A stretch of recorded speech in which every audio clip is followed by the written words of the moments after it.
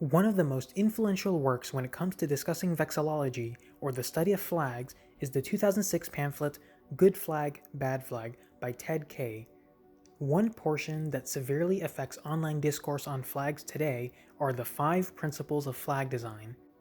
Those being, keep it simple, use meaningful symbolism, use 2 or 3 basic colors, no lettering or seals, and be distinctive or be related.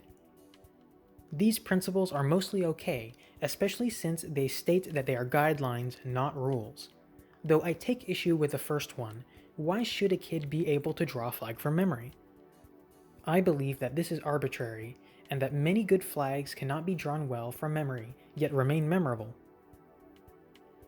This isn't a standard you see in other mediums. Stamps, heraldry, nor logos need to be drawn by kids for them to be good. Unfortunately, these principles as they spread online became more like rules. Now, when people talk about flags, they get extremely dogmatic over these principles, which were only assembled in 2006. Even the pamphlet hints against using these principles to demean other flags when it states it can be tempting to use these principles to denigrate poorly designed flags. For me, this sentiment culminated a while back when CGP Grey made a video where he ranked all US state flags. While it is just a tier list, I do think it was a perfect example of how dogmatic the world of flag design has become. One example was just how any flag with its name was moved to the lowest tier. This means that good or decent flags like California, Iowa, and Nevada were alongside the likes of Florida and New Hampshire. Another is how poorly the flag of South Carolina was ranked, for how distinct a flag it is and how well liked the palmetto is as a symbol.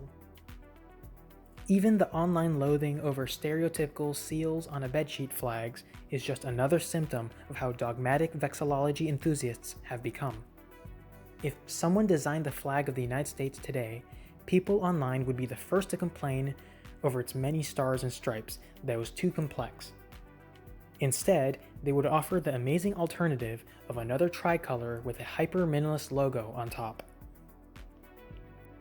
I think the Utah flag redesign is a notable recent example of what flag design is like in the modern day.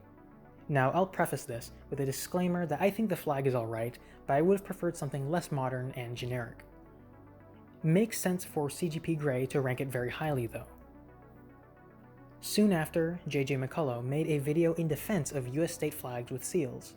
I do think he brings up valuable points on the origins and history of seal flags, but I don't have much to add on that front. After seeing this was when I realized my personal philosophy on flags and flag design, that the history and heritage of flags should matter over just having a sleek design. A complicated flag with historical ties to the land and culture is infinitely better than a logo on an accent wall. Now, Maine is the quintessential example of American flag design throughout history. Maine's first flag was beautiful, detailed, and had a unique color scheme, but it was replaced in 1909 with a more regimental design, typical of US states. In modern times, there has been a push to change it back, but the flag they use is disappointingly a simplified version of the 1909 flag, which loses all its appeal to me. The internet and technology is also at play when it comes to modern flag design. Designing simple vector graphics and flags has become very accessible, but you still need to be a skilled artist if you want to render a nice realistic tree or coat of arms, and remains inaccessible and therefore not done for modern flags, especially online. While I am generalizing something I typically find distasteful, on the internet, minimalist, sleek geometric designs are often praised. The flags of Japanese prefectures are very well liked, for good reason. But these flags work for Japanese prefectures since they have ties to Japanese history and culture, since the flags contain emblems called mon, which historically were used to identify peoples or families. The flags of Hokkaido and Miyazaki prefectures are personal favorites.